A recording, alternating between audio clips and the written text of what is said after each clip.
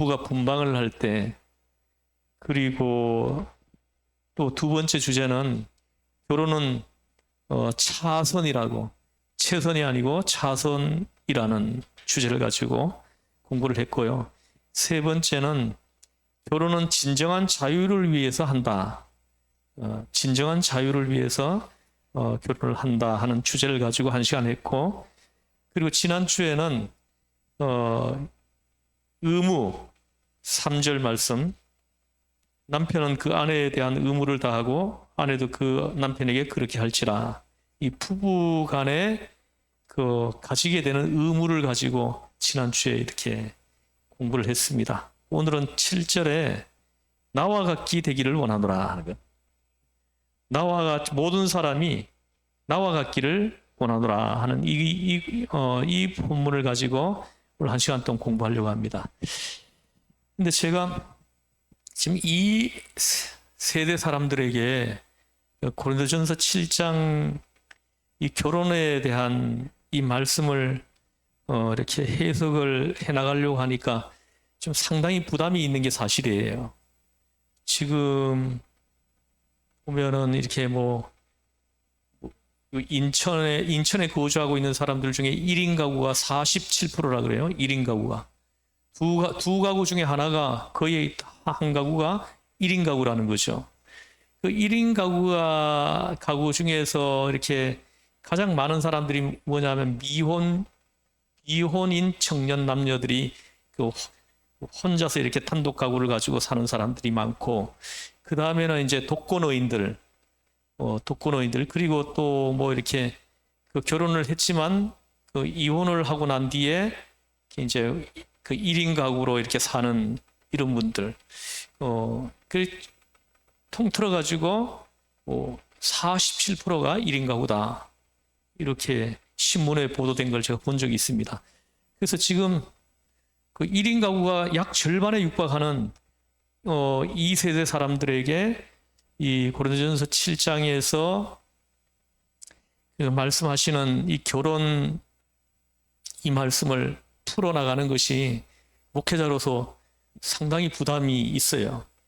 또 제가 이렇게 말씀을 자칫 잘못 들으면 오해할 수도 있고, 또 이렇게 또 그 목회자의 이 성경이 풀어주는 것이 그 자기의 이 상황과 너무 이렇게 좀 틀리고 하니까 안 받아들이고 안 수용하는 이런 이제 어떤 경우가 될 수 있기 때문에 반감이 생길 수도 있고, 참 쉬운 일이 아니에요. 성경을 그대로 해석하는 것이 정말 쉬운 일이 아닌 그런 시대가 됐습니다.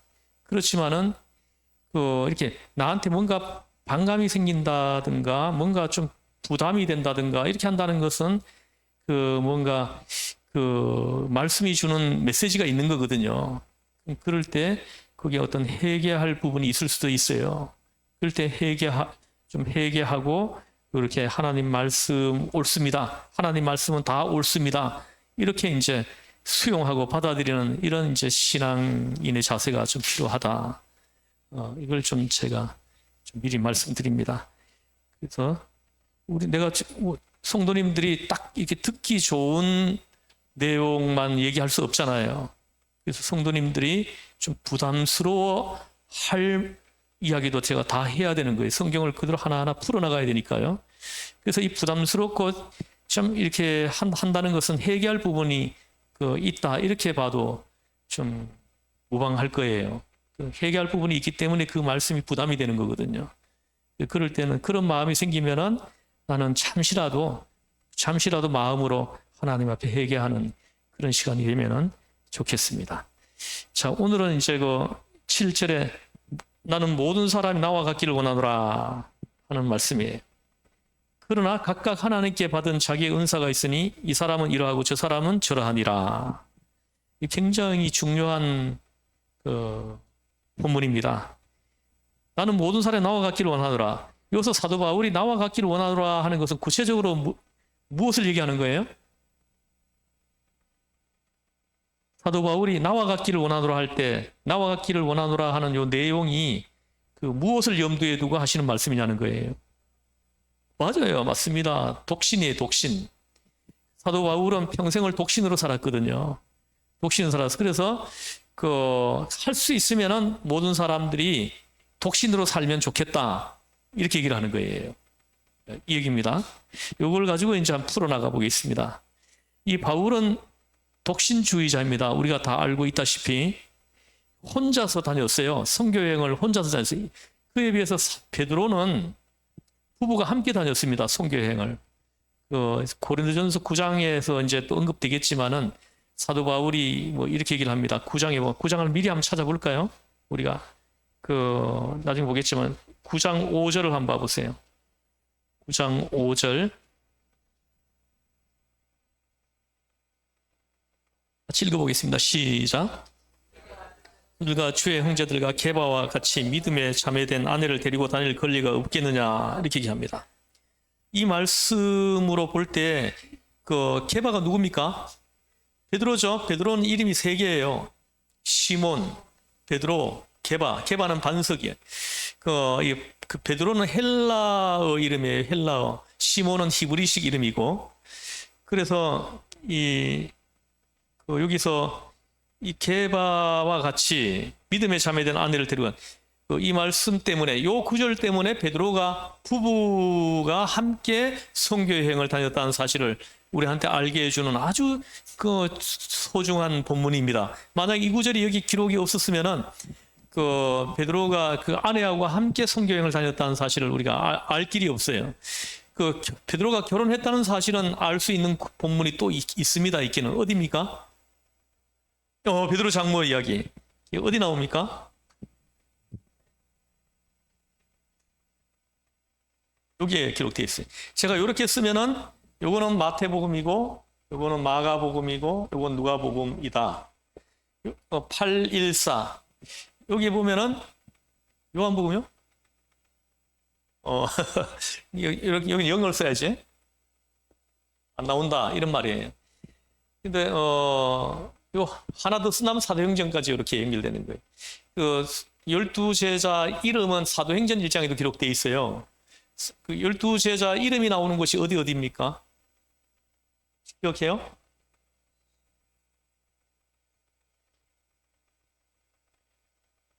나옵니다. 제가 다 외워드렸어요, 이거요. 다 외워드렸는데 지금 까먹은 거예요.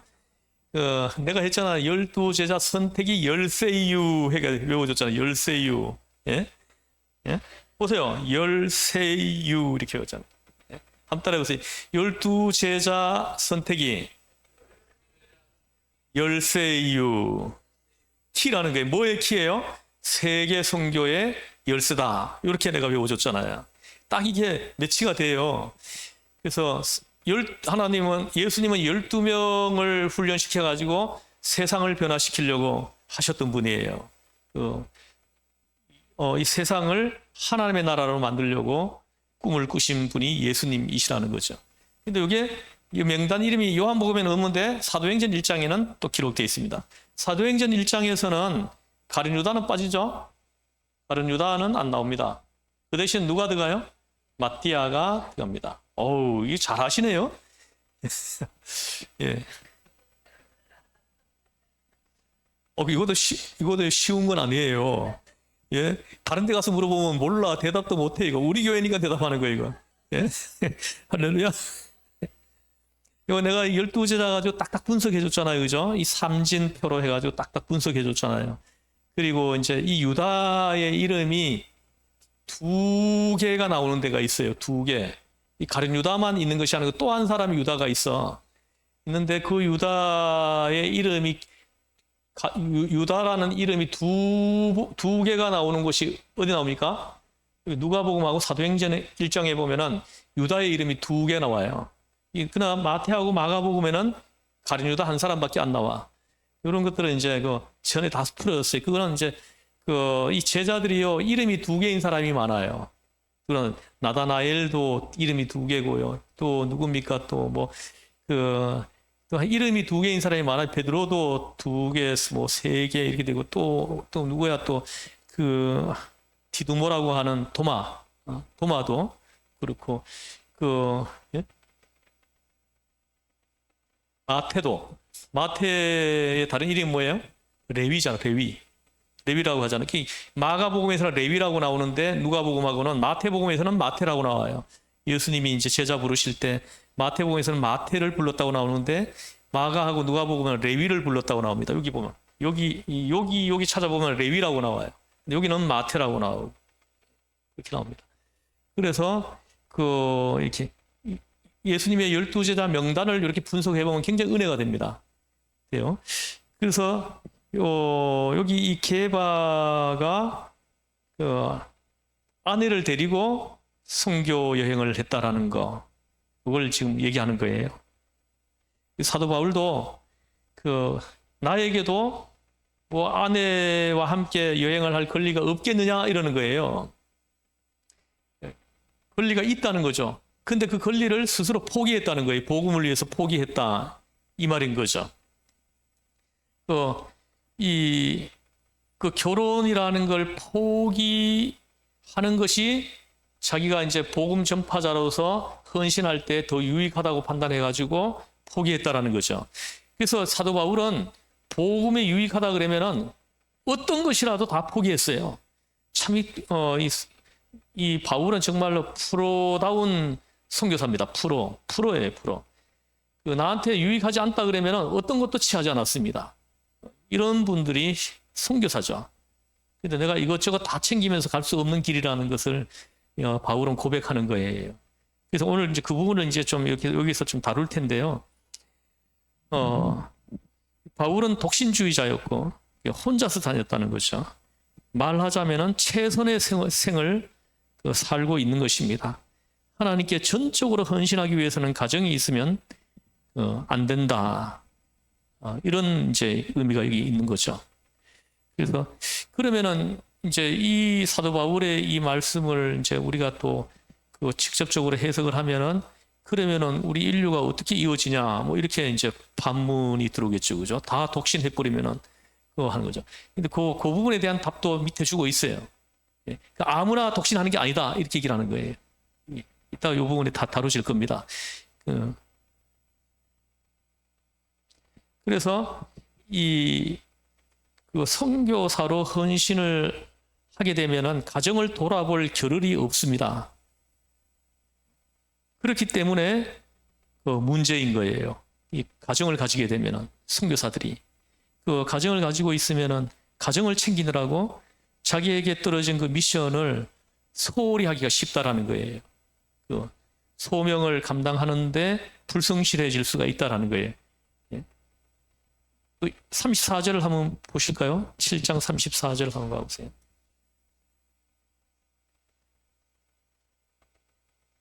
읽어보겠습니다. 시작. 갈라지며 시집가지 않은 자와 처녀는 주의 일을 염려하여 몸과 영을 다 거룩하게 하려 하되 시집간 자는 세상 일을 염려하여 어찌하여야 남편을 기쁘게 할까 하느니라. 아멘. 저는 이 말씀을 이렇게 지금 묵상하면서 이 바울은 장가도 안 가본 사람이잖아요, 그죠? 장가도 안 가본 사람이 어떻게 그런 것을 다 아나 싶은 대목이에요. 여기에 문제가 있습니다. 이 가정을 가지게 되어 어떻게 하면 아내를 기쁘게 할꼬, 어떻게 하면 남편을 기쁘게 할꼬 하다가 공부도 못하고 일도 못하고 한평생을 망친 사람이 얼마나 많은지 모릅니다. 또 아내가 예뻐서 거기에 홀랑 빠져가지고 망쳐버리는 인생을 망쳐버리는 사람들도 자기에게 떨어진 소명을 불성실하게 감당하는 이런 사람들이 얼마나 많습니까? 일생을 망쳐버렸습니다. 그러고 나서 늙음하게 가서는 뭐 내가 원수다 뭐 이렇게 진작 알았어야지요 뭐 이렇게 전에 뭐 이렇게 제가 식당에서 밥을 먹는데 TV를 켜놔가지고 보는데 TV에 나오는 이야기인데 두 부부가 초대됐어요. 한 80 정도 넘은 두 부부가 초대됐는데 거기 오래돼가지고 내용을 다 기억 못하지만은 지금 남편한테 물었을 때 아이고 기억이 잘 안 나네. 좀 오래돼가지고 어쨌든 뭐 내자로 표현을 해보라 그래서 내자로 지금 두 분이 이렇게 80까지 살아오면서 살아왔던 그 모든 것을 그 내자로 표현을 해보라 그랬나 봐. 내자로.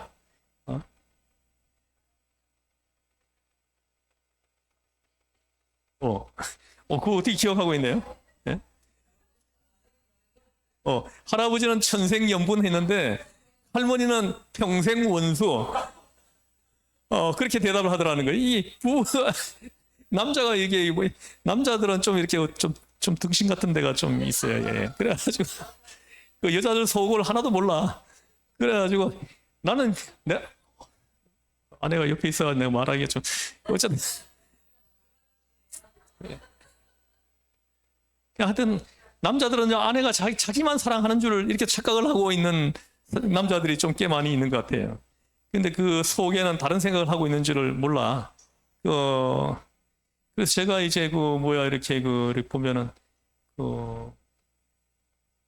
이렇게 성경 공부하다가 당신에게 지금 현재 누가 가장 소중한 사람입니까? 이렇게 물어보면은 결혼 안 한 사람들은 대부분이 그냥 뭐 어머니 혹은 아버지 이렇게 대답을 해요. 결혼 안 한 사람들은.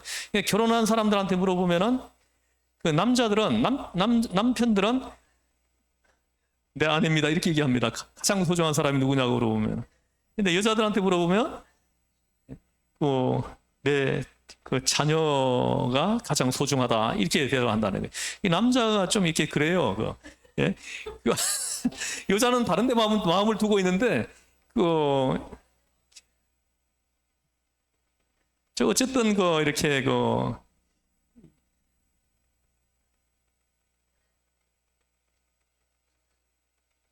하여튼 그런 지금 보세요. 뭔가 좀 그럴 때는 남자들이 있잖아요. 좀 서운합니다. 그런 말을 들으면은 예? 좀 속에는 없더라도 그냥 내 남편이죠. 이렇게 말을 해주면은 되게 기분이 좋아가지고 그냥 뭐 이렇게 막 비싼 외식도 한번 할 텐데 그걸 못 하더라고 여인들이. 예? 좀 이렇게 속마음 생기고 나는 내 남편이 이 세상에서 제일 좋습니다. 이렇게 말을 하면은 없던 이제 밥도 생기고 할 텐데 그것도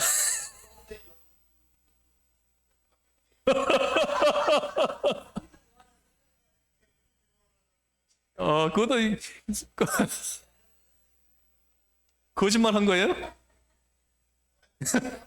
난 거짓말 아닐 것 같은데요. 나는 몰라요. 저희 아내는 어떤 속에 어떤 마음이 품어져 있는지 모르겠는데 내 속은 그래요. 나는 평생 연분이 맞아요.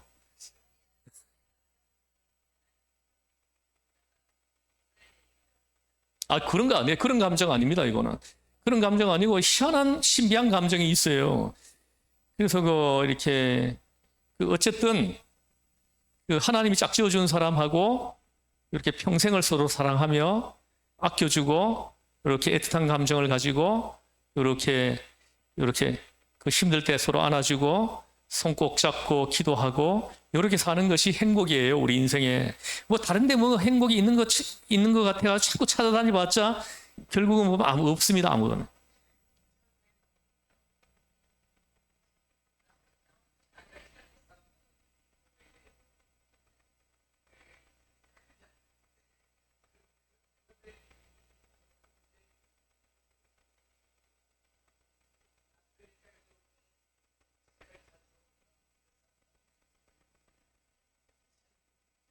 예. 그래서 여기에서 사도 바울이 나와 같기를 하고 말씀하는 것은 전적으로 하나님의 일만 하려면 부득불 혼자가 좋겠다 이런 말씀이에요. 보세요, 우리 뭐 전사님이 지금 세 분 계시는데 지금 보니까 뭐 이렇게 세 분 다 내가 볼 때는 뭐 이렇게 자유를 선언하는 분들 같아요. 그냥 뭐 이렇게 내 나가고 싶을 때 무조건 가버리고 남편이 뭐라 그러면은 그냥 내가 지금까지 당신을 위해서 헌신했으니까 지금부터 아무 말도 하지 마. 뭐 이러고 나오는 거예요. 그래서 하여튼 전 내가 신학대학원 다닐 때도 보면은 한 분이 50살 아니다 40 한 중반쯤 되는 분이 자매가 있었는데 이렇게 제가 남편에게는 자유를 선언한 것입니까? 하니까 옛날에 선언했죠. 이러더라. 그래가지고 보세요. 이렇게 결혼해가지고 남편이 있는 그 여성 사역자들은 이렇게 뭐 교회에 사역이 있어도 밤에 막 이렇게 급하면 뭐 갑자기 뭐 밤에 이렇게 뭐 초상이 나고 하면 밤중에라도 우리 가야 되잖아요, 그죠? 나와야 되고 해야 되는데 그 남편이 있는 사역자들은 이게 빠져나오려 그러면 이게 또 쉽지가 않아요. 이게 그 두 분이 비전이 공유되어 있으면은 뭐 이렇게 남편이 그냥 이렇게 뒷받침해주고 막 이런 분들도 있지만은 대개가 보면은 막 이렇게 브레이크 걸고 이런 분들이 많이 있을 수 있다라는 거죠. 자기 생활에 매이는 거죠. 그래서 사도 바울이 이런 부분들을 염두에 두고 하시는 말씀이 이 말씀은요. 그래서 이렇게 하나님의 일만 하려면은 부득불 혼자가 좋겠다 이 말씀입니다. 다시 말하면은 사역자들은 혼자인 것이 좋겠다. 특히 이제 선교사들은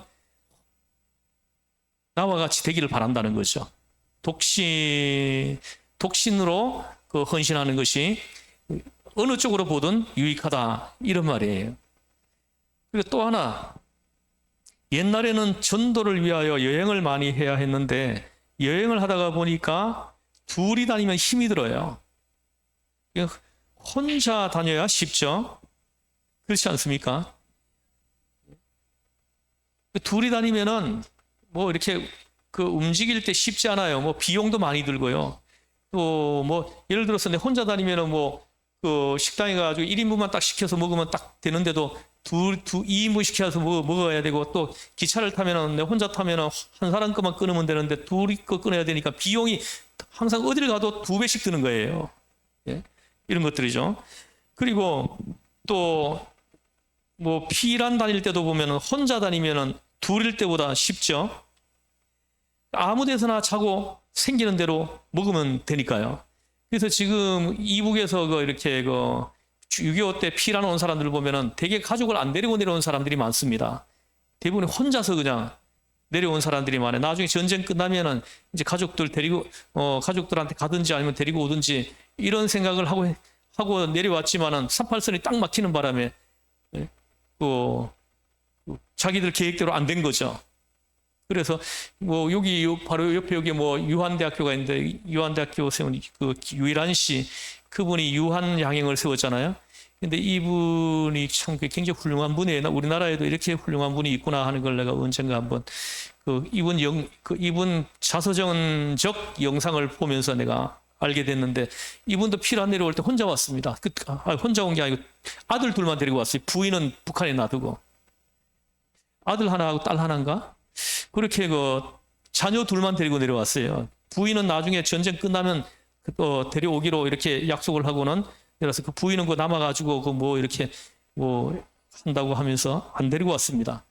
근데 그게 그 길로 두 사람의 만남이 마지막이 된 거예요. 그래서 나중에 이제 유일한 씨 같은 경우에는 죽을 때까지 독신으로 지냈습니다. 그래서 참 훌륭한 분이죠. 그렇게 큰 기업을 만들어가지고 큰 부자가 되었는데도 재혼을 안 했어요. 근데 누가 이렇게 물어봤다 그래요. 그걸 이제 왜 재혼을 안 했느냐 물어보니까 이분이 대답이 자기가 자기 아내하고 한 약속이 있기 때문이라는 거죠. 두 사람이 생존해 있는 동안에는 끝까지 함께 동행하겠다고 두 사람이 약속했다는 거예요. 그래서 그 약속을 난 지켜야 되기 때문에 생사가 정확하게 확인이 되기 전에는 자기는 재혼할 수 없다. 북한에 있는 아내가 사망했다는 사실을 확인할 길이 없는 거예요. 그래가지고 아내하고 한 약속을 지키기 위해서 자기는 평생 독신을 했다는 거죠.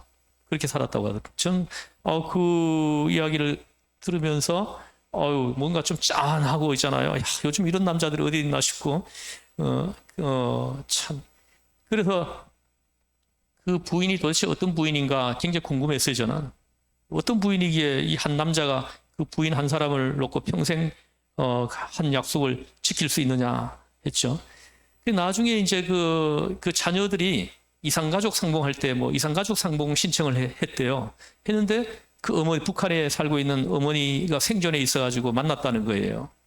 만났는데 그 자녀들이 북한의 어머니를 만나고 난 뒤에 이런 말을 했어요. 우리 아버지가 평생을 독신으로 사신 이유를 어머니를 만나서 알게 되었다. 이렇게 얘기를 했어요. 이 어머니가 그 유일한 씨를 평생 독신으로 지내게 하는 아주 신비로운 어떤 그런 어떤 매력 이런 것들을 이 부인이 지니고 있었다라는 것이요. 그래서 그 약속을 끝까지 지키게 만들게 만드는 뭔가가 있는 것을 그 자식들이 보고 왔다. 이런 얘기를 한 적이 있습니다. 자, 참, 이 부부는 이 정도 돼야 되거든요. 부부는. 이런 사람들이 부부인 거죠. 요즘은 뭐, 제가 결혼식에 가보면 이거 뭐 장난치는 것도 아니고 뭐 결혼식 하는 것도 아니고 참 내가 가슴이 아파 견딜 수가 없습니다. 요즘 젊은이들이 결혼하는 걸 보면은 장난치는 것 같아요. 원래 안 믿는 사람이야 그렇다고 치고 믿는 청년들이 결혼식을 그런 식으로 해요. 그래서 우리 믿음의 사람들은 이렇게 반드시 이 주례를 목사가 해야 됩니다. 해가지고 성부와 성자와 성령의 이름으로 부부 되었음을 선포해 줘야 돼요. 기름 부음을 받은 주의 종으로부터 선포받아야 됩니다. 그러면서 두 사람이 정식으로 부부가 되는 거예요. 선포가 없어, 선포가. 요즘 결혼식 보니까 장인이 나와가지고 뭐 축사해 주는 것으로 주례를 대신하고 막 이러더라고요. 그거는 결혼식이 아닙니다. 그건. 사실상 엄격하게 성경적 법 원리로 본다면은 부부로서의 효력이 발생하지 않는 거예요. 언제든지 헤어져도 부부가 아닐 수 있는 거예요. 그건. 아닌 겁니다. 그러나 성부와 성자와 성령의 이름으로 부부 되었음을 선포받은 사람들은 평생 동안 그 효력이 발생되고 있는 거예요. 부부로서의 그 효력이 발생되고 있는 거예요. 그래서 목사를 주례로 세워가지고 성부와 성자와 성령의 이름으로 부부 되었음을 선포받는 거, 이게 매우 매우 중요한 거예요. 매우 매우 중요한 겁니다.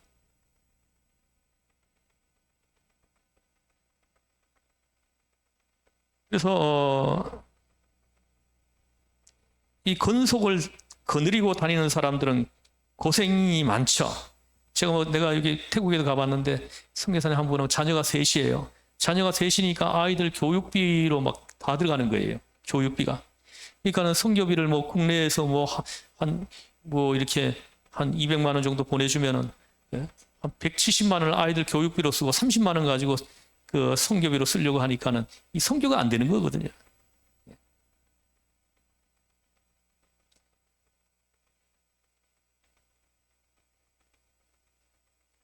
그래서 선교사로 나가 선교를 하다가 실패하는 사람들이 바로 이런 경우가 많아요. 막 부인도 있고 자녀도 막 여러 명 있고 이런 선교사님들이 선교사로 나가면 실패할 가능성이 매우 높아요. 이 선교의 열매가 거의 없습니다. 자기 가족들 챙기느라고 아무것도 못하는 거예요. 선교사님들이 보면은 뭐 자녀들 미국 유학 보내고 막 이러더라고요. 그러면은 그 유학 경비 보내주고 이러느라고 선교지에 선교비로는 하나도 못 쓰는 거예요. 그러니까 무슨 선교 열매가 있겠습니까? 이 사도 바울이 이런 걸 염두에 두고 이 말씀을 하는 거예요. 나와 같기를 원하노라 이러는 거예요. 자녀들 교육시키는 거 자식을 키우는 사람으로서 이렇게 뭐라고 말할 수도 없잖아요, 그죠? 그러니까 그렇게 가정도 이루고 또 자녀도 여러 낳아서 키우고 이런 이런 어떤 삶을 이렇게 누리고 하려고 하면은 국내 목회를 좀 했어야죠. 선교사로 가는 것을 좀 생각을 좀 깊이 했어야 된다. 사도 바울의 이 겉면을 가지고 풀면 그렇다는 거예요. 된 거죠. 비용이 얼마나 많이 들어요? 내가 혼자 가면은 생활비 한 30만 원 갖고 돼요, 선교지에서. 나머지는 전부 다 선교비로 쓸 수 있어요. 영혼 구원 시키는데 막 투입할 수 있다는 거죠. 그러나 아내도 있고 자녀가 막 3명, 4명이면은 생활비로 다 없어지는 거예요. 그래가지고 이렇게 좀 열매를 수확하기가 좀 쉬운 것이 아니다. 이렇게 되는 거죠. 어떤 선교사를 보면 아까도 좀 언급했지만 보통 요즘 선교사님 한 분을 이제 파송을 하면은 파송한 교회가 한 250만 원을 보내드립니다. 우리 총회 교단에서 정해져 있는 금액이에요. 한 250만 원을 이렇게 보내줘야 됩니다. 선교비로. 이 보내주면은 여기서 250만 원 중에서 200만 원을 자녀 교육비로 다 쓰는 거예요. 자녀 교육비로 다 쓰는 거죠. 보니까 그때도 가보니까 뭐 애들 전부 다 국제학교 다 보내요. 현지인 학교를 보낼 수가 없대요. 아이들이 적응을 못 해가지고 보낼 수가 없대요. 그래서 내가 그 현지인 학교 보내시는 분들도 봤어요. 근데 그분들은요, 스트레스 엄청 받습니다. 애들이 그냥 현지인 학교 가면 맨날 싸우고 온다는 거예요. 그래가지고는 막 학교 선생님한테 매일 전화가 온다는 거예요. 학교로 좀 오라고. 얘가 싸웠다고 하면서. 그래서 제가 갔을 때 그 사모님 한 분은 막 정말 피눈물을 흘리더라고요. 자녀 때문에. 그래가지고 다시 국내로 돌아가야 되냐 말아야 되냐 이것 때문에 심각한 고민을 하고 있을 때 제가 가서 수련회를 인도했는데 제가 3일 동안 내가 말씀 인도할 때 참여했을 때 말씀을 들으면서 이분이 다시 처음에 초심을 회복했다고 이렇게 감사해 하시더라고요. 처음에 선교사로 파송받아 나갈 때 그 초심을 하나님이 회복시켜 주셨다. 말씀을 들으면서 회복을 시켜 주셨다고 하면서 저에게 뭐 선교사님은 뭐 돈이 어디 있어요? 그러면서 조그마한 선물 하나 이렇게 준비해 와서 내 손에 꼭 쥐어 주더라고요. 제가 떠나려고 하는 저에게 손에 꼭 쥐어 주시더라고요. 그래서 이런 선교지 상황을 염두에 두고 사도 바울이 오늘 하시는 말씀이라는 거죠. 그래서 그 자녀 교육비로 쓰고 그 50만 원을 가지고 먹고 살면서 선교를 하는 거죠. 이러니 선교가 충분하게 되겠느냐 이 말이에요. 결국은 이러다가 못하게 되고 만다는 것입니다. 그래서 교회에서도 선교사를 파송할 때 그냥 뭐 이렇게 뭐 인맥이라든가 뭐 이런 거 뭐 목회자가 아는 사람이기 때문에 뭐 이렇게 뭐 파송하고 해가지고 지원해주고 이렇게 해서는 안 됩니다.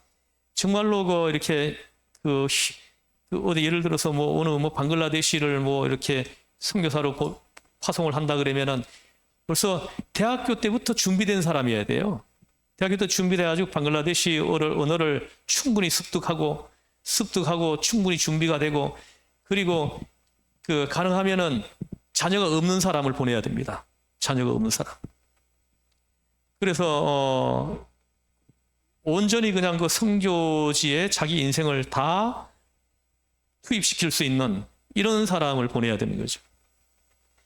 그래서 이 사도 바울이 이 모든 부분들을 염두에 두고 하시는 말씀이라는 거죠. 선교학을 연구해 보면 성공하는 선교사의 65%가 여성이라고 합니다. 여성 사역자들이 선교지에 선교 파송받아 가지고 성공하는 사례 65%가 여성이라고 해요. 그리고 독신이라는 겁니다. 여성들은 독신이 많아요. 선교사로 나가는 여성들 보면은 전부 다 혼자 나갑니다. 혼자 나가요. 남자들이 떠날 때는 다 보면 가족들을 데리고 갑니다. 근데 여성들은 거의 대부분이 독신이에요. 남편 데리고 선교사로 나간 사람 없어요. 혼자서 나가는 거예요. 그러니까 자기 인생 전부를 자기 목숨까지도 그 선교지에 줄 수 있게 되는 거예요. 그러니까 그 선교지가 살아나는 거죠. 선교지가 살아나는 겁니다. 혼자 나간다는 거죠. 이 가만히 보면 여자들은 혼자서도 곧잘 사는데 남자들은 혼자서 잘 못 살더라고요. 예. 아까도 어느 분이 뭐 얘기했죠. 남자들은 혼자 잘 못 산다고 하는데 뭐 그거는 이제 뭐 이렇게 대부분이 그렇다는 거지 다 그렇다는 건 아니에요. 이렇게 어느 일부분을 가지고 다인 것처럼 그렇게 말을 하면 안 됩니다. 혼자 잘하는 남자들도 있어요. 있습니다. 저 같은 사람은 혼자서 못하죠. 저는 밥을 잘 할 줄 몰라요. 저는 참 이게 내가 이걸 죄송해야 될지 아니면 감사해야 될지 모르겠는데 저는 결혼해가지고 지금까지 내가 밥을 한 거가 뭐 쌀 씻어가지고 이렇게 뭐 밥은 하는 거는 몇 번 해봤는데 뭐 내가 반찬하고 뭐 찌개를 만들고 이런 거는 내가 한번 했다가 맛이 없다고 하지 말라 그래가지고 예, 해본 적이 없습니다. 그래서 제가 며칠 전에도 아내가 아침에 이렇게 상을 차려주는데 내가 하나님 앞에 크게 은혜 받은 자다 이런 이제 마음이 갑자기 확 오는 거예요. 이렇게 요즘 세대에 남자들이라고 해가지고 아내가 차려주는 밥상 받아 먹는 거 쉽지 않잖아요, 그죠? 예? 아니에요? 정 전사님도 내가 볼 때 뭐 남편 잘 안 차려주더만. 오, 챙겨줘요? 할렐루야. 아니, 어떻게, 태도가 어떤데 그래요?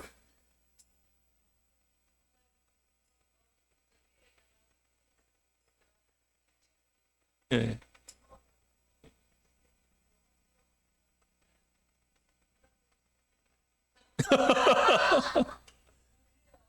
그게 무슨 말이에요?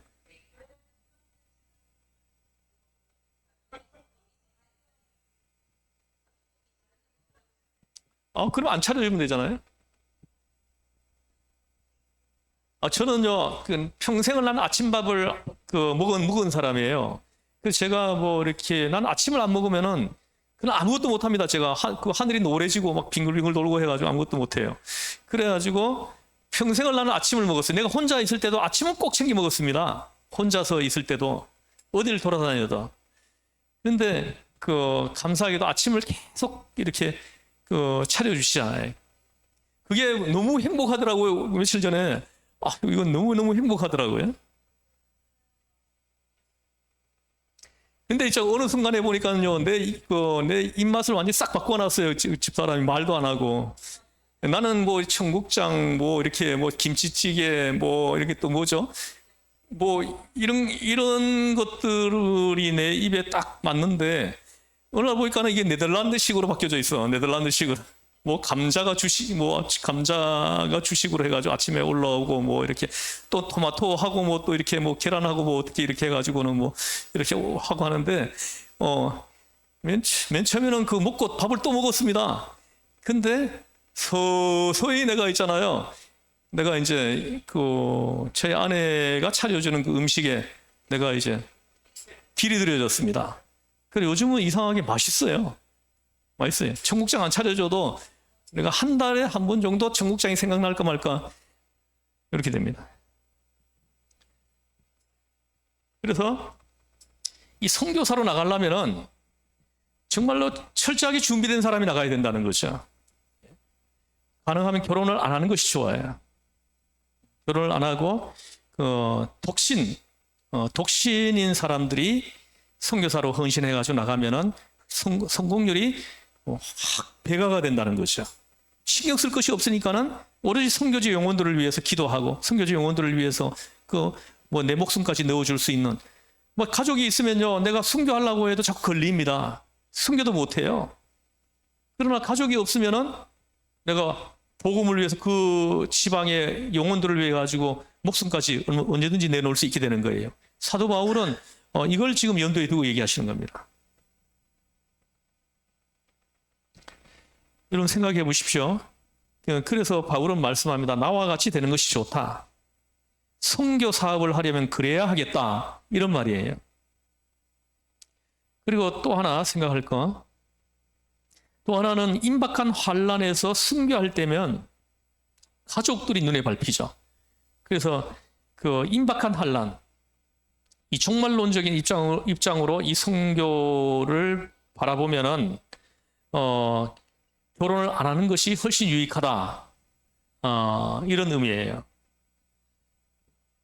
방금 조금 전에도 제가 얘기했지만은 순교를 앞두고 있으면은 가족들이 있으면 가족들이 자꾸 눈에 밟히는 거예요.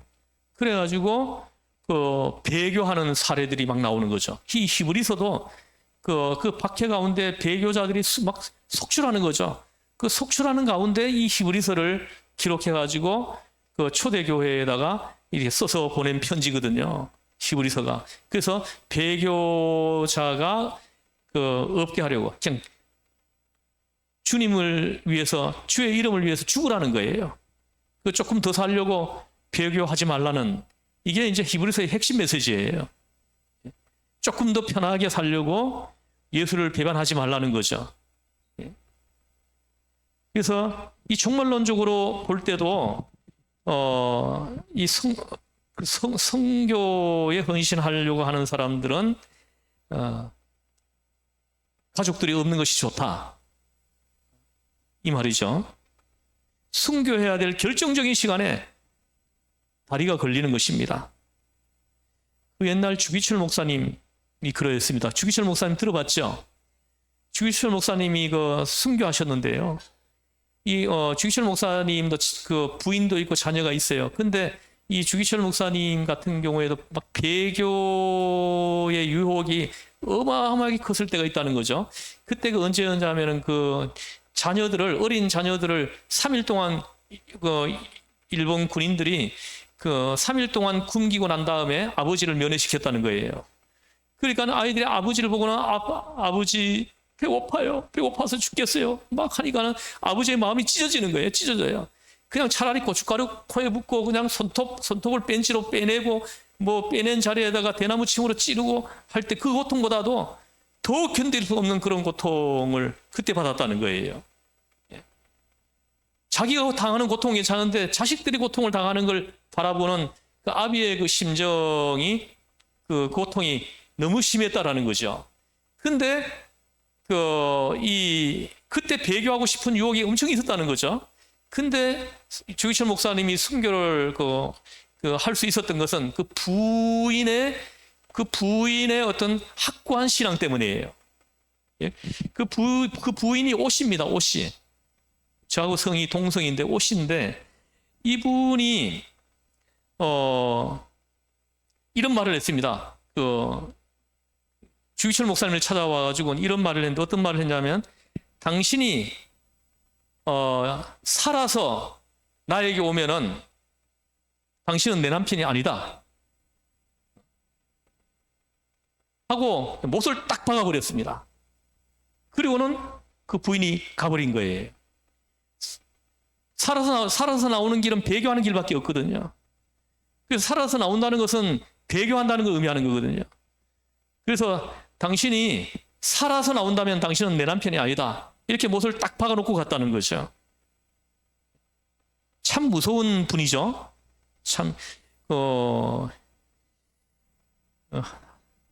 하여튼 이런 부인들이 있어요. 근데 거기서 죽어야 내 남편이지, 만약에 배교하고 살아 돌아온다면 내 남편이 아니라는 겁니다. 이런 분이 진정한 배우자예요. 내 배우자를 살리는 배우자인 거죠. 배교하지 않고 그 믿음 끝까지 지키게 해가지고 결국은 천국으로 들어갈 수 있도록 인도해주는 배우자인 거죠. 그 고통을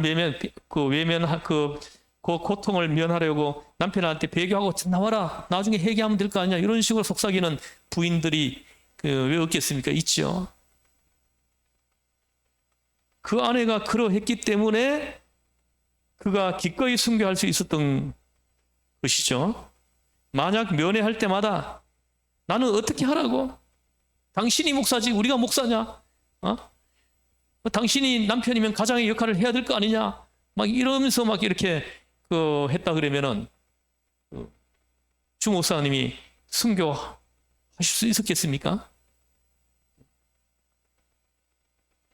그래서 임박한 환란이 있으니까 혼자 있는 것이 좋겠다 하시는 겁니다.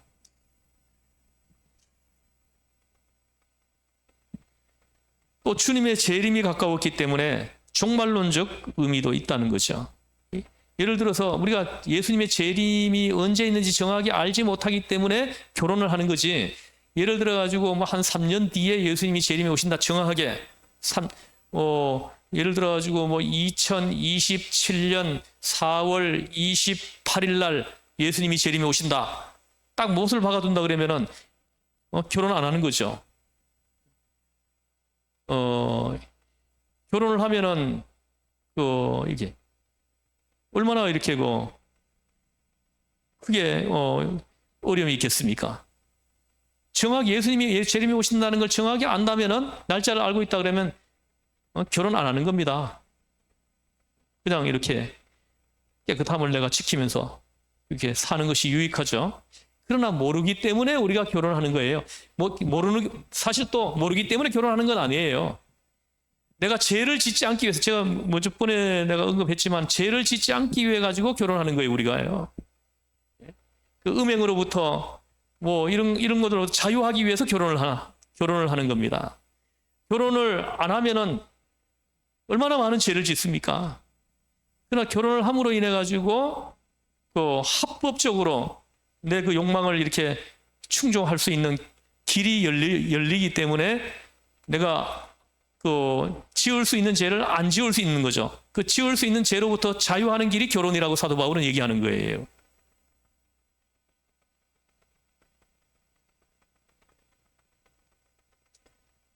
그래서 28절을 한번 보겠습니다. 28절 같이 읽어보겠습니다. 시작. 그러나 장가가도 죄 짓는 것이 아니요 처녀가 시집가도 죄 짓는 것이 아니로되 이런 이들은 육신의 고난이 있으리니 나는 너희를 아끼노라 합니다. 이 보세요. 나는 너희를 아끼노라 합니다. 그래서 내가 하나님께 붙어 있고 하나님께 죄를 짓지 않기 위해서는 결혼을 하지 않는 것이 더 유익하다 그러면 안 하는 거죠. 그러나 내가 하나님께 죄를 짓지 않고 하나님께 잘 붙어 있으려면 결혼하는 것이 더 유익하다 그러면 결혼하는 거죠. 여러분 같은 경우에는 어느 쪽이 더 유익할 것 같아요? 결혼을 하는 것이 하나님 앞에 죄를 덜 지을 것 같아요? 결혼을 안 하는 것이 덜 지을 것 같아요? 얘기를 해봐요. 자, 한번 물어봐야 되겠네. 예. 예. 예. 네네.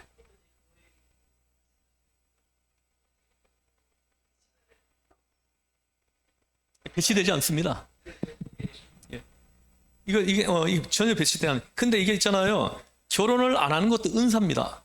그래서 결혼을 안 하는 은사를 받은 사람들이 그리 많은 게 아니에요. 그 은사가 없는 사람이 독신을 하면은 문제가 많이 생겨요. 죄를 더 많이 짓습니다. 은사를 받은 사람이 독신을 해야지. 아까 그것도 그거예요. 나와 같이 되기를 원하노라 하는 것은 은사 받은 사람만이 할 수 있는 거라는 걸 얘기하는 거거든요.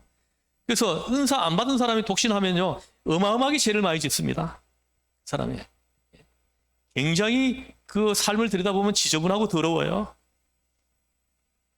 그러나 은사 받은 사람들은 온전히 내 인생을 하나님 앞에 드릴 수 있는 이게 되는 거예요. 은사 받았기 때문에 가능한 거예요. 그래서 여러분 보십시오. 이렇게 사람은 똑같아요. 은사 받아야만이 할 수 있는 거예요. 그래서 여러분들 한번 대답해 봐요. 결혼을 하지 않는 것이 내가 하나님 앞에 죄를 덜 짓는 것이 될까요? 아니면 결혼하는 것이 하나님 앞에 죄를 덜 짓는 것이 될까요? 어느 쪽이에요? 전자라고 생각하는 분 손 들어봐 봐요. 하나도 없어요? 그럼 후자라고 생각하시는 분? 다른 분들은 뭡니까?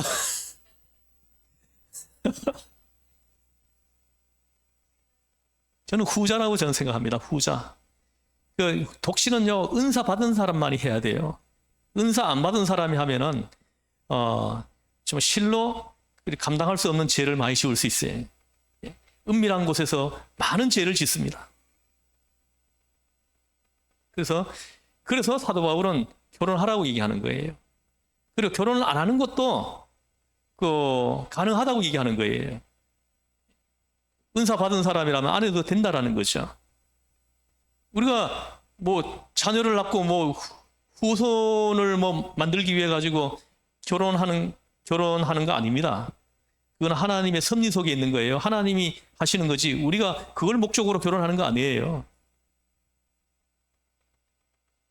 우리가 그런 걸 목적으로 하지 않아도 하나님이 하시면은 이상적인 인구가 유지돼요. 하나님이 하시면은 걱정하지 않아도 됩니다. 저 출산 장려 정책 하느라고 뭐 보니까 뭐 2000 뭐 몇 년 2002년도부터 뭐 출산 장려 정책을 시작했다 그래요? 2001년도인가 2002년. 근데 뭐 380조를 썼대요 지금까지. 출산 장려 정책에 쓴 돈이 380조를 썼다는 거죠. 그런데 이게 그 정책을 쓴 의도와 목적대로 지금 되고 있습니까? 안 됩니다. 이거 사람이 하려고 하기 때문에 그런 거예요. 이거 사람이 하려고 하는 걸 다 내려놓고 하나님께 맡기면은 하나님이 하십니다. 그 성경에도 그 사례를 찾아볼 수 있잖아요. 민수기 1장에 그 1차 인구 조사가 나오거든요. 그 출애굽해가지고 시내 강야에 모아놓고 거기서 1년 뒤에 출발할 때 인구 조사를 해요. 그때 인구가 총 몇 명입니까? 60만 3,550명이에요. 남자들만이에요. 20세에서 50세 그 전쟁에 나갈 수 있는 사람들 숫자만 센 거예요. 그래서 여자, 노인들, 어린아이들까지 다 합하면은 약 300만 명 이렇게 추정이 됩니다. 그리고 이게 민수기 1장이에요. 민수기 26장에서 39년이 지난 뒤에 또 한 번 인구 조사를 해요. 이때는 얼마예요? 60만 1,730명이에요. 60만 1,730명. 인구수가 거의 똑같죠, 그죠? 약 1,000명 차이 나는 거예요. 광야에서 얼마나 많은 사람들이 죽었습니까? 그러면 인구가 확 줄어들어가지고 한 10만 명만 남아 있어야 돼. 남아 있어야 되는데 하나도 안 줄었다는 거예요. 이거 하나님이 하시기 때문에 이렇게 되는 거예요. 사람이 하려고 하면 실패합니다. 이 민족이 하나님을 붙들면은 순식간에 해결됩니다. 하나님을 붙들면 돈 안 들여도 돼요. 그래서 출산 장려 정책 덕을 우리 가족이 참 많이 받습니다. 우리 가족은 참 하나님의 은혜예요. 이럴 때 그리스도의 사람들이 자녀를 좀 많이 낳아서 많이 키워주면 얼마나 혜택이 얼마나 많은데. 그러면은 이렇게 지금 또 작년부터 바뀌었잖아요. 그 셋째 이상인 아이들은 전액 국가 장학금을 바뀌었어요. 셋째부터.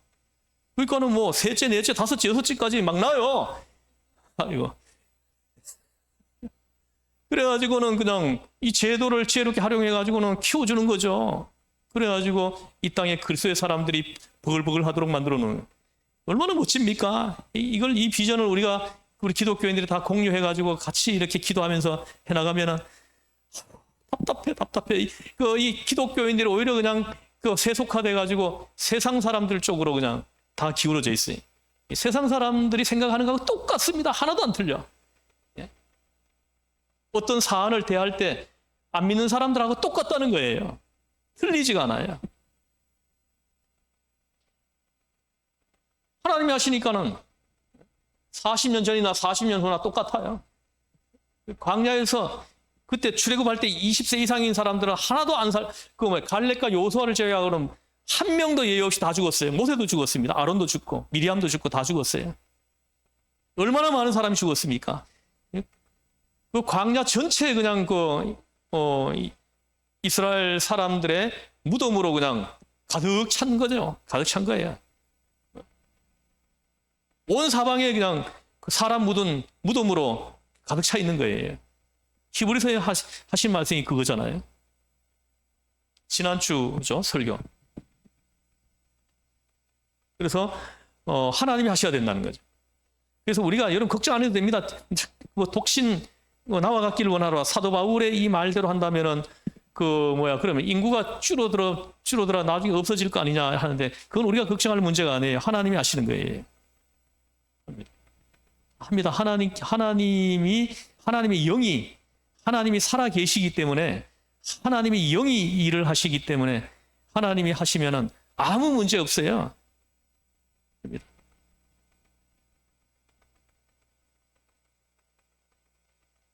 그래서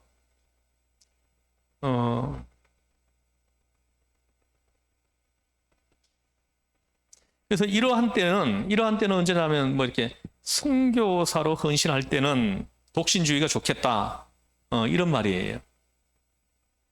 또 한 가지 생각할 것이 있는데 7절 오늘 아까 읽은 7절에 보면은 7절 다시 한번 읽죠. 시작. 나는 모든 사람이 나와 같기를 원하노라. 그러나 각각 하나님께 받은 자기의 은사가 있으니 이 사람은 이러하고 저 사람은 저러하니라. 보십시오. 여기. 지금 독신인이 좋겠다고 계속 얘기했죠.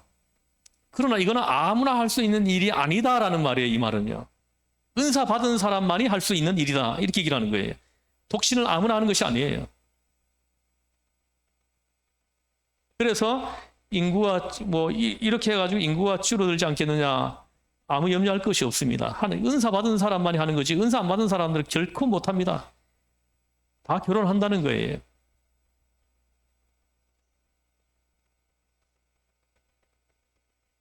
그래서 각각 하나님께 받은 자기의 은사가 있기 때문에 이 사람은 이러하고 저 사람은 저러하니라 이렇게 얘기하는 겁니다. 누구나 독초할 수 있는 것이 아니라 하는 것입니다.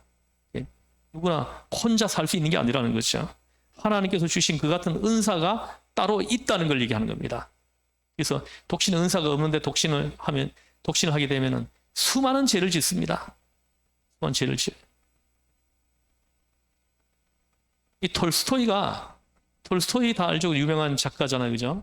이 톨스토이가 인생 말년에 그만 정이 뚝 떨어져 가지고 이 세상에 대한 정이 뚝 떨어져 가지고 세상 일에 대한 욕망을 다 끊어버리고 철저한 금욕주의로 살았습니다. 여러분 이건 잘 모르죠?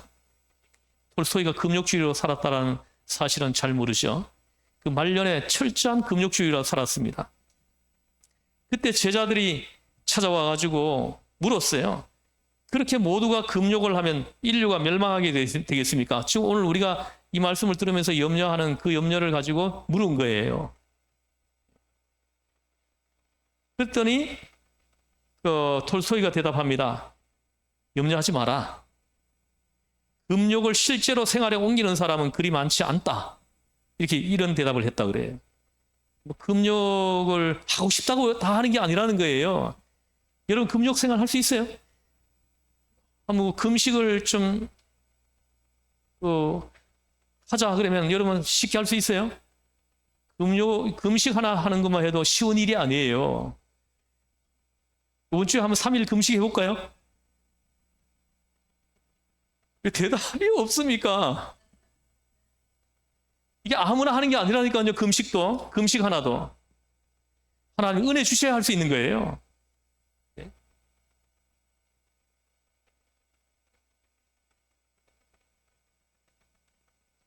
여러분 이런 사람이 많은 것이 아니라는 것을 얘기하는 겁니다. 이렇게 독신으로 있으면서 자유롭게 하나님만 섬기면 아무 생각 없이 만족하게 일하는 사람이 많지 못하다는 거죠.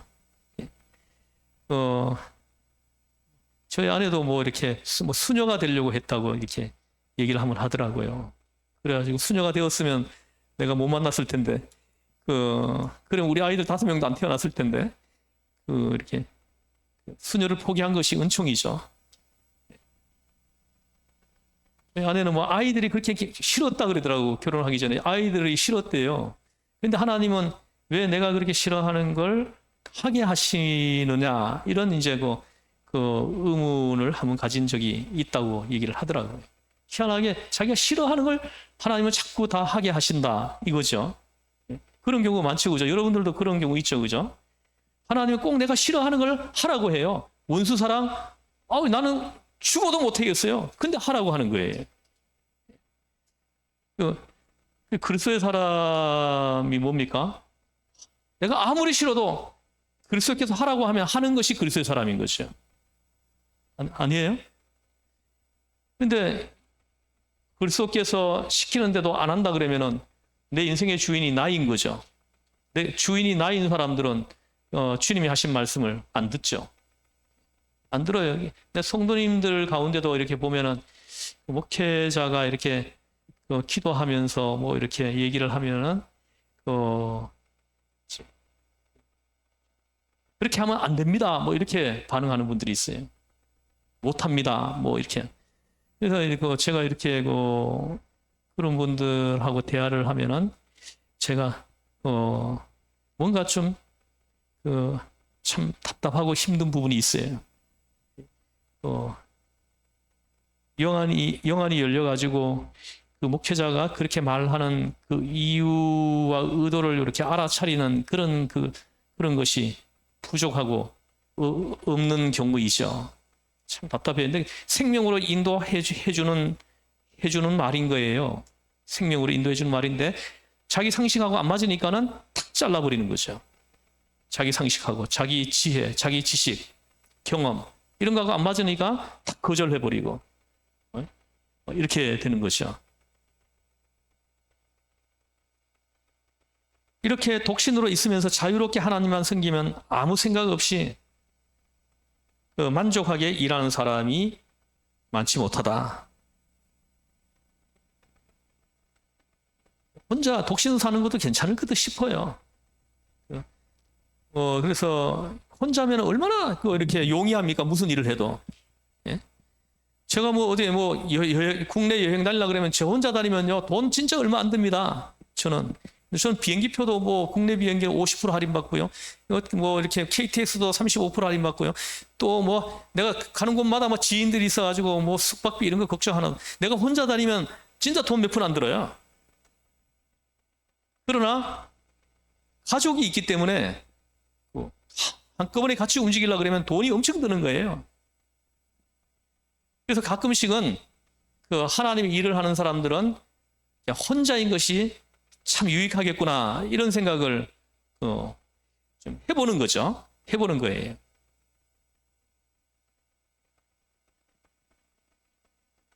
그래서 제가 이렇게 태국 끄라비를 갔을 때 거기 송용자 선교사님이라고 있는데 이분이 70세가 넘었어요. 근데 그분은 결혼을 하신 분인데 선교사로서의 이 소명을 받고 난 다음에 남편을 사별했는지 이혼을 했는지 그건 잘 기억이 안 나는데 하여튼 남편하고 이렇게 이렇게 끊어졌죠. 근데 딸이 하나 있었어요. 그때 딸이 하나 있는데 고등학생 고등학생 있는데 이 딸이 하나 있는데 그냥 이분은 떠나버렸어요. 선교지로. 그래서 이 딸이 엄마한테 얘기했다는 거예요. 엄마, 내가 고등학교 졸업할 때까지만이라도 좀 떠나지 말고 여기 있어 달라고. 그렇게 사정을 했다고 얘기하더라고요.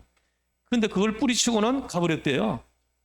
그래야 딸하고는 지금도 원수로 살고 있다고 그러더라고요. 딸이 엄마를 안 볼라 그런대요. 그런데 이분이 태국에 가가지고 여자분인데도 끄라비가 무슬림들이 많은 곳이거든요. 거기에서 선교 센터를 만들어가지고 훌륭하게 이렇게 복음 사역을 지금 전개하고 있어요. 자기는 선교지를 위해서 내 목숨까지 내어놓을 수 있다고 이렇게 얘기를 해요. 그럼 우리가 딸을 두고 그렇게 어떻게 갈 수 있느냐? 이거는 하나님 평가하시는 문제, 우리가 얘기할 부분이 아니에요. 그러니까는 딸이 없었으면 그냥 편하게 갈 수 있었는데 딸이 있어가지고는 그냥 소갈이 하면서 간 거죠. 받은 소명이 있어가지고 가긴 갔지만은 고통을 안고 가는 거죠. 안고 가는 거예요. 그리고 이 주제와는 조금 별개일 수 있지만은 그저께인가 보니까 헌법재판소에서 이렇게 국회에다가 법을 바꾸라고 이렇게 지시한 판결이 나왔더라고요. 알죠, 그죠? 그래 이렇게 구하라법 있잖아, 알죠, 그죠? 들어봤죠? 예를 들어가지고 아이를 낳긴 낳았는데 낳기만 하고는 그냥 떠난 부모가 나중에 한 30년 지나 40년 지났는데 자식이 이렇게 사망을 했어. 했는데 사망 합의금이나 보험금이 나왔는데 그걸 찾으러 30년 동안 한 번도 연락하지 않던 어머니가 찾아와가지고 가져가고, 이걸 이제 그렇게 하지 말라고 이제 헌법을 고치라고 해가지고 이렇게 법을 개정하라고 이제 판결이 나왔잖아요. 못 봤어요? 봤잖아요. 그래서 저는 그 법을 보면서 저는 그렇습니다. 지금 현행법이 좋다 이런 생각을 해요. 제가 성경을 연구하는 사람으로서 이 법을 바꾸는 거, 뭐 안 키운 사람한테 이렇게 뭐 이 보상금이 가는 거에 대해 가지고 사람들이 그거 가지고 자꾸 지적하고 얘기를 하지만은 사실 여러분 보세요. 내가 아이를 낳았습니다. 엄마가 아이를 낳았어요. 그 10달 동안 그 뱃속에 품고 있다가 고통 중에 산통을 하면서 아이를 낳았습니다. 근데 그런 새끼를 두고 떠난다라는 거는요, 엄마는 죽음보다 더한 고통을 안고 떠나는 거예요. 예? 얼마나 고통스러우면은 자식을 버리고 떠나겠습니까? 뭐 또 예외적인 그런 경우도 있을 수 있지만은 그렇지 않습니까? 그죠? 이 자식을 낳아줬다는 그 사실 하나만으로도 이 자식을 통해 가지고 나는 그 보상금을 그 어머니가 받을 수 있다. 난 이렇게 보는 사람이에요, 저는요. 만약에 이 엄마가 없었으면 이 아이가 어떻게 있습니까? 이 세상에. 그래서 또 이렇게 법 개정을 하면 또 악용하는 사람 나옵니다. 또 나와요. 더 나빠요. 지금 우리나라 이 민법이 성경적 원리에 굉장히 근접했었는데 지금 계속 개정하는 것들이 보면은 다 성경적 원리에 전부 다 이렇게 벗어나는 법으로 다 바꾸고 있어요. 성 바꾸는 거 있잖아요. 성 바꾸는 것도 그렇고요. 또 트랜스젠더들 인정 이런 것 전부 다 보면 다 비성경적인 법으로 만들고 있어요. 전에 이 민법이 정말 성경에 부합하는 그런 법들이었습니다. 그래서 참 안타깝죠. 자, 이제 마무리를 하겠습니다. 그래서 사도 바울이 여기서 7절에서 나와 같기를 원하노라. 아무나 그러라는 것이 아니라는 겁니다. 받은 대로 할 거라는 거죠. 하나님 주신 은사대로 할 거라는 거죠. 하나님께서 내게 주신 은사를 따라 할 것이다. 그러고 보면은 가정도 결혼도 다 은사임을 봅니다. 결혼해서 그 아내 배우자와 함께 동행하는 것도 은사입니다. 은사 없는 사람이 하면요, 이게 또 가정이 바람 잘 날이 없어요. 그래가지고 또 자녀를 낳아서 키우는 것도 은사라는 거죠. 다 하나님 주신 은사대로 할 것이라는 거죠. 그래서 때로는 독신도 은사임을 밝히는 겁니다. 이것도 함께 생각해야 한다 하고 얘기를 하는 것입니다. 자, 오늘 여기까지 말씀하겠습니다. 잠깐 기도하고 마치겠습니다. 하나님 아버지,